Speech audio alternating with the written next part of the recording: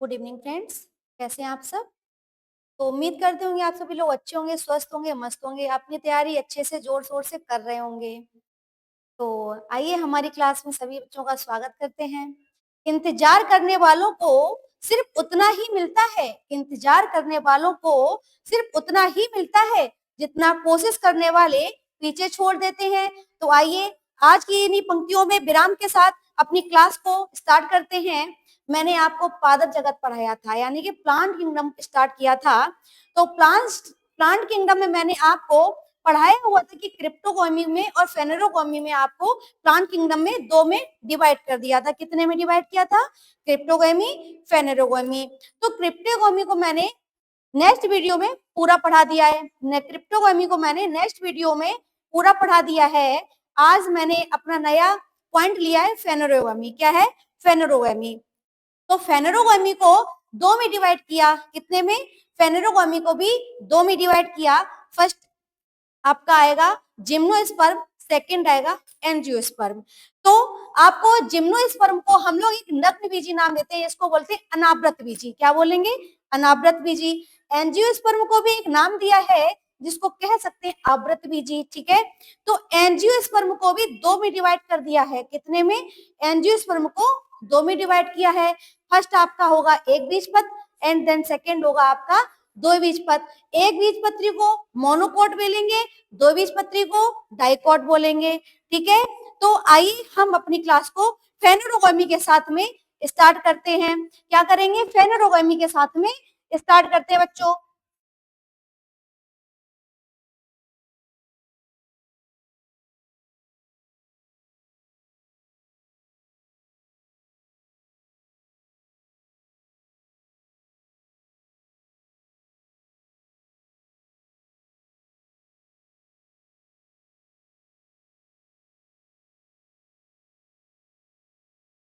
तो मैंने पादप जगत क्या पढ़ाया था बच्चों? मैंने आपको पादप जगत पढ़ाया था। क्या पढ़ा दिया था? पादप जगत पढ़ाया था। तो प्यारे बच्चों, पादप जगत को 2 में डिवाइड कर दिया था। किसमें? पादप जगत को 2 में डिवाइड कर दिया था। फेनेरोगेमी, फेनेरोगेमी एंड दूसरा किसमें किया था? पहला आपका हो गया फेनेरोगेमी, दूसरा आपका होगा क्रिप्टोगेमी। क्या हुआ? क्रिप्टोगेमी। ठीक है, तो मैंने क्रिप्टोगेमी आपको पूरा पढ़ा दिया था। क्रिप्टोगेमी को किस में पढ़ाया बांट दिया था? पहला आपका थैलोफाइटा, पहले आपको Thallophyta, Bryophyta, Bryophyta and then Pteridophyta. किसमें? टेरिडोफाइटा। ठीक है, तो मैंने थैलोफाइटा को भी इसके 3 में डिवाइड कर दिया था। क्या हुआ था? पहला आपका होगा सवाल, सेबाल, दूसरा आपका होगा कवक एंड देन तीसरा होगा आपका लाइकेन। ओके, लाइकेन जो होते हैं ना, ये वायु प्रदूषण के बहुत अच्छे सूचक माने जाते हैं। ब्रायोफाइटा मैंने आपको पूरा एक्सप्लेन कर दिया, टेरिडोफाइटा मैंने आपको पूरा एक्सप्लेन कर दिया। आपको जरूरत पड़े तो हमारी नेक्स्ट वीडियो देख सकते हैं। ओके, तो मैंने आज आपको फेनेरोगेमी के बारे में पढ़ाएंगे। किसमें पढ़ाएंगे? फेनेरोगेमी। तो फेनेरोगेमी को कितने में डिवाइड कर दिया? फेनेरोगेमी को भी 2 में डिवाइड कर दिया। किस में डिवाइड कर दिया? आपका 2 में डिवाइड किया। Gymnosperm, angiosperm. किस में डिवाइड कर दिया बच्चों? Gymnosperm, gymnosperm, angiosperm, angiosperm. Okay, तो जिम्नोस्पर्म को बोलेंगे अनावृत बीजी, अनावृत बीजी। ठीक है, इसको एक नाम और दे सकते हैं, नग्न बीजी। क्या बोलेंगे? नग्न बीजी प्यारे बच्चों। ठीक है, एंजियोस्पर्म को क्या बोलेंगे? आवृत बीजी। क्या बोलेंगे? आवृत बीजी। प्यारे बच्चों, आपको नाम से ही पता चल रहा होगा, अनावृत बीजी, आवृत बीजी, नग्न बीजी। इसके बीज में कोई कवर नहीं होता है। क्या नहीं होता है? इसमें कोई कवर नहीं होता है, बीज के ऊपर कोई आवरण नहीं होता है। ठीक है, तो अनावृत बीजी एंड देन आवृत बीजी। मैं आज आपको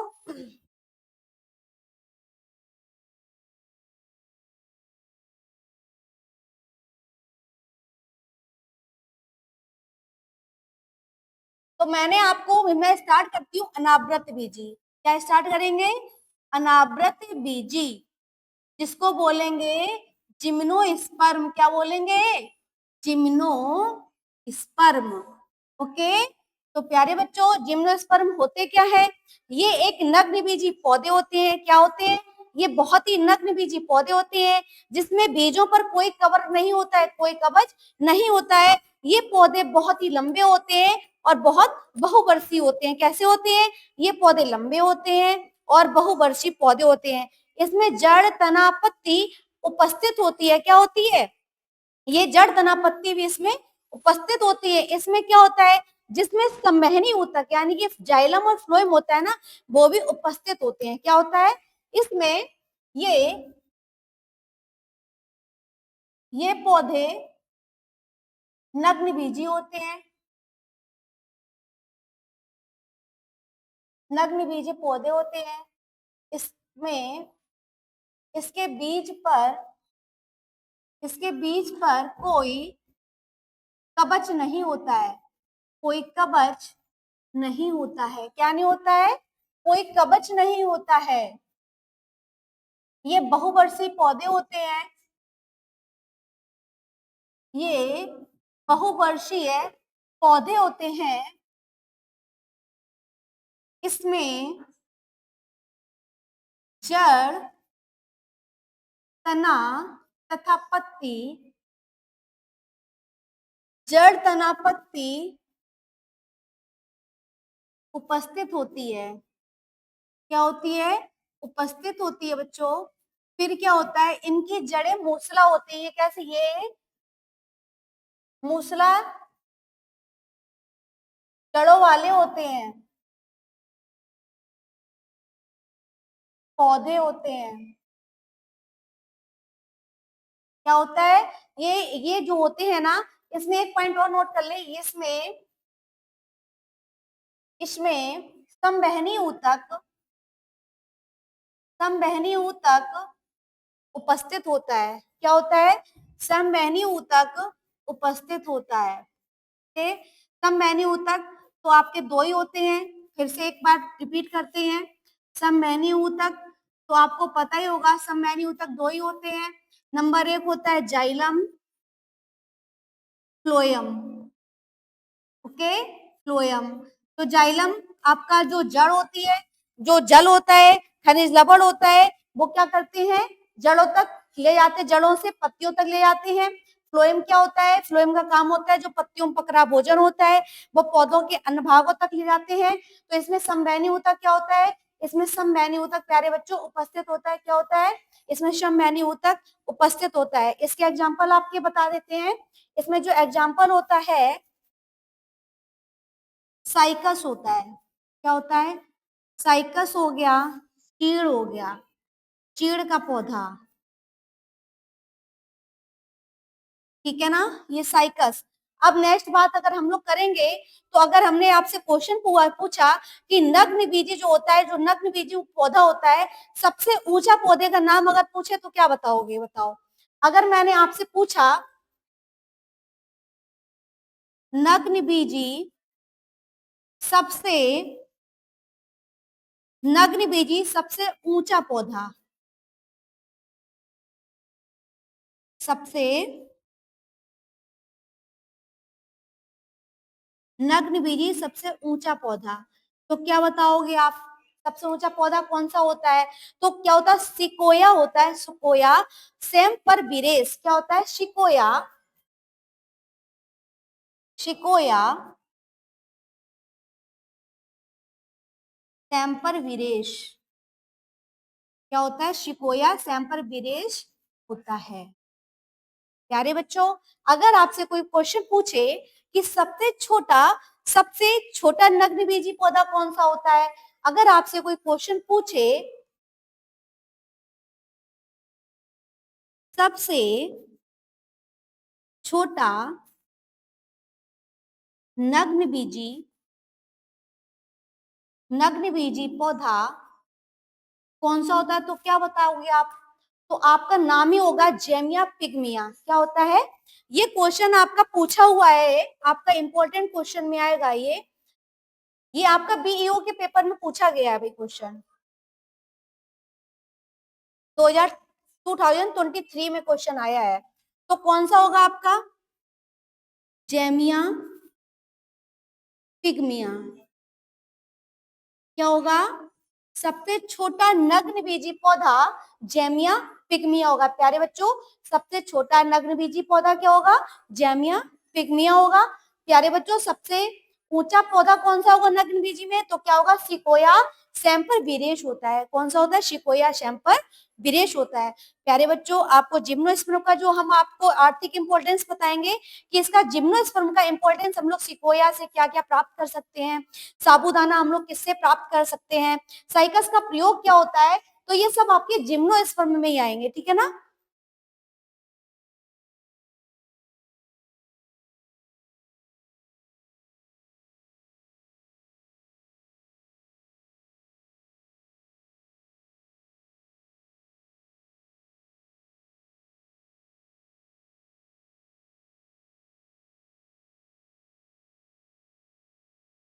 क्या पूछेंगे?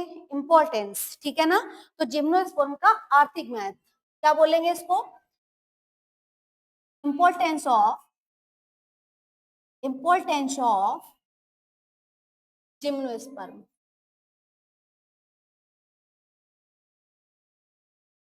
जिम्नोस्पर्म क्या पूछेंगे? Importance of gymnosperm. क्या बोलेंगे?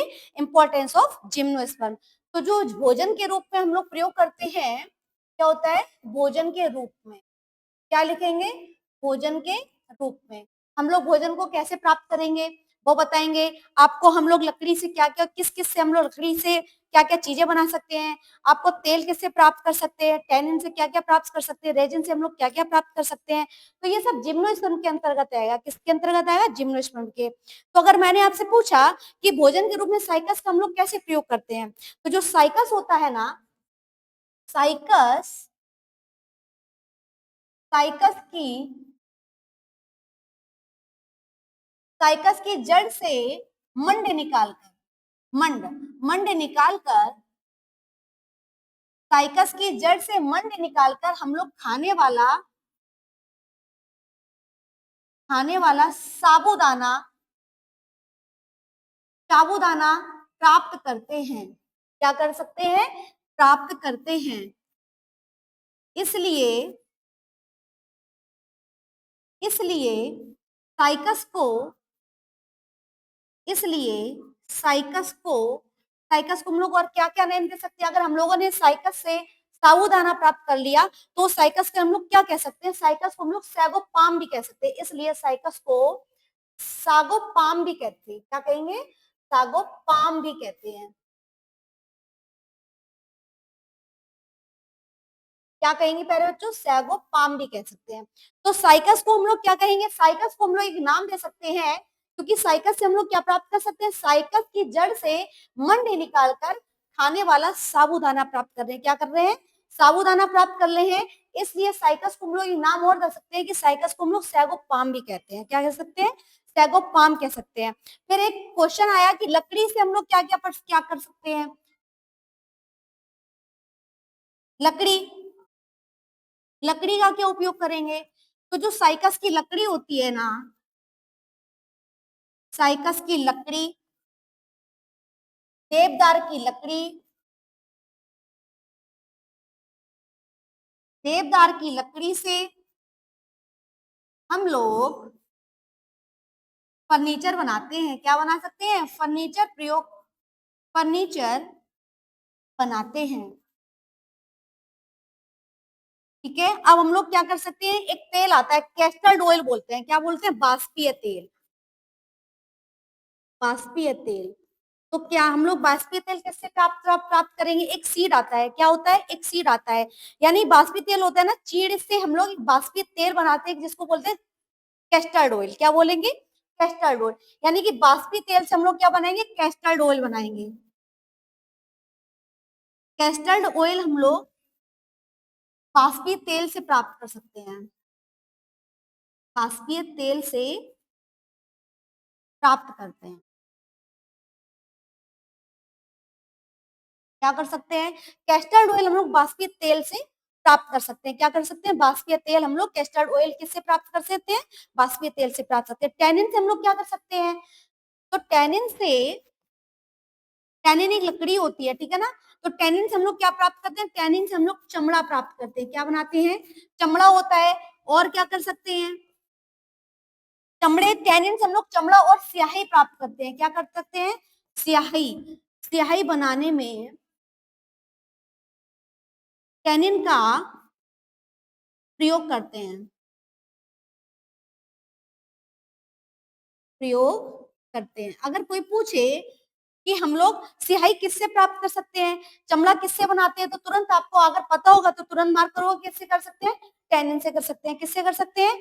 टैनिन से कर सकते हैं। एक क्वेश्चन आया, रेजिन से क्या कर सकते हैं?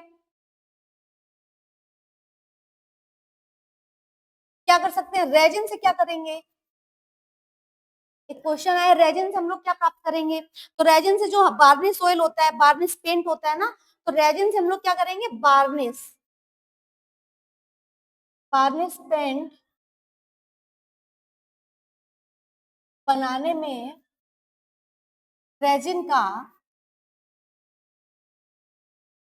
प्रयोग करते हैं।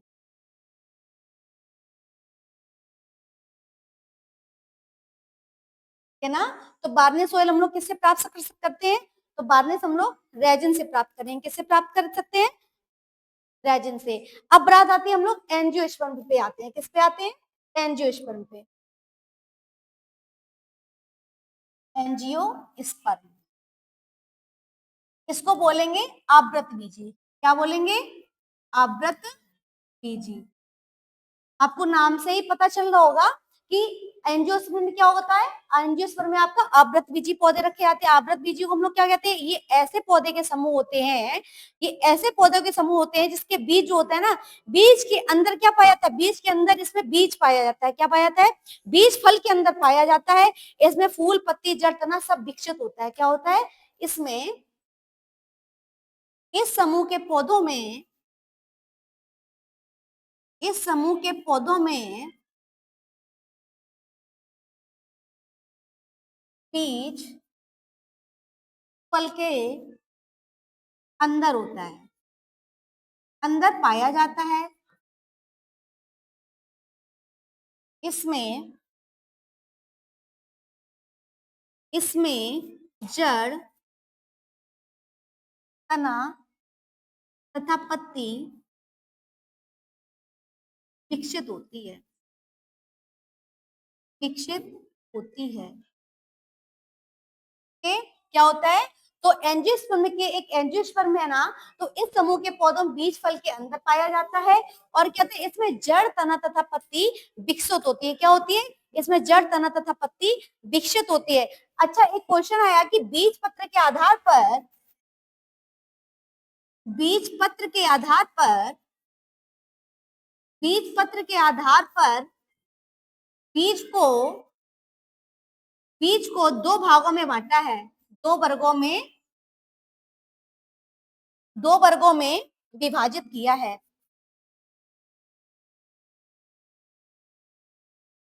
किसमें किया है? बीज पत्र के आधार पर बीज को कितने भागों में बांटा है? तो बीज पत्र के आधार पर बीज को दो भागों में बांटा है। कितने भागों में? दो भागों में बांटा है। एक होता है आपका एक बीज पत्र, एक बीज पत्री, एंड देन दूसरा होता है द्विबीज पत्री, द्विबीज पत्री। इसको बोलेंगे मोनोकोट, ओके। इसको बोलेंगे डाइकोट। क्या बोलेंगे? सॉरी, एक कोट, एक बीज पत्री, द्विबीज पत्री, ठीक है ना? इसको बोलेंगे मोनोकोट, इसको बोलेंगे डाइकोट। ठीक है, आपको नाम से ही पता चल रहा होगा कि एक बीज पत्र और एक बीज पत्र क्या होता है, दो बीज पत्र क्या होता है। एक बीज पत्र वो होता है जिसमें सिर्फ एक बीज पाया जाता है। तो एक बीज क्या पड़, एक बीज पत्री, एक बीज पत्री। तो यह ऐसे पौधे होते हैं, यह ऐसे पौधे होते हैं जिसमें केवल एक बीज पाया जाता है, एक बीज पाया जाता है। क्या होता है? ये ऐसे पौधे होते हैं जिसमें केवल एक बीज पाया जाता है, तो इसको एक बीज पत्री कहते हैं। इसे एक बीज, एक बीज पत्री पौधा कहते हैं।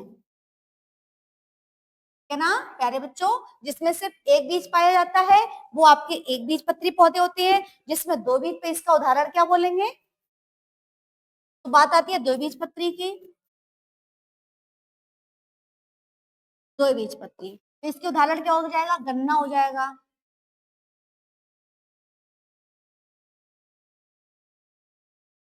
गन्ना होगा आपका, प्याज होगा, लहसुन होगा। ठीक है ना, और बोलो और क्या क्या इसमें पाए जा सकते हैं? इसमें गेहूं होगा, इसमें गेहूं होगा, ज्वार होगा, बाजरा होगा। ठीक है ना, इसमें ये सब आपके एक बीज पत्री में आएगा। दो बीज पत्री में क्या आएगा? ऐसे पौधे, ऐसे पौधे, ऐसे पौधे जिसमें दो बीज पत्र पाया जाता है, दो बीज पत्र पाया जाता है, दो बीज पत्री कहलाता है, दो बीज पत्री कहलाता है। इसके एग्जाम्पल क्या जाएंगे? ये तो भैया बहुत ही इंपॉर्टेंट है, ये आपका हर परीक्षा की दृष्टि से देखा जाए तो द्विबीजपत्री का एक एग्जाम्पल दे देगा। एग्जाम्पल के बाद आपको ऑप्शन दे देगा कि एक बीजपत्री के अंतर्गत आएगा या दो बीजपत्री के अंतर्गत आएगा। यदि आपको पता होगा तो आप टिक कर ले जाओगे। तो आपको सरसों, अपने यदि कोई एग्जाम दिया होगा तो आपको पता होगा कि सरसों सबसे ज्यादा पूछा जाने वाला प्रश्न है। हर एक परीक्षा में ये सरसों जरूर पूछा जाएगा, ठीक, पूछा ही जाता है। तो सरसों, सरसों बाद आपका आएगा सूरजमुखी। सरसों ये एक ऐसा है ना कि सरसों और सेब और संतरा ये सब में पूछा जाता है। सरसों, सूरजमुखी, सेब, संतरा, ये सब क्या है? ये सब द्विबीजपत्री हैं। क्या है? ये सब द्विबीजपत्री। प्यारे बच्चों, उम्मीद करते होंगे आपको हमारी वीडियो अच्छी लगी होगी, हेल्पफुल लगी होगी। तो हमारे चैनल को लाइक करें, शेयर करें, सब्सक्राइब करें। यदि आपको हमारी वीडियो हेल्पफुल लगे, नमस्कार।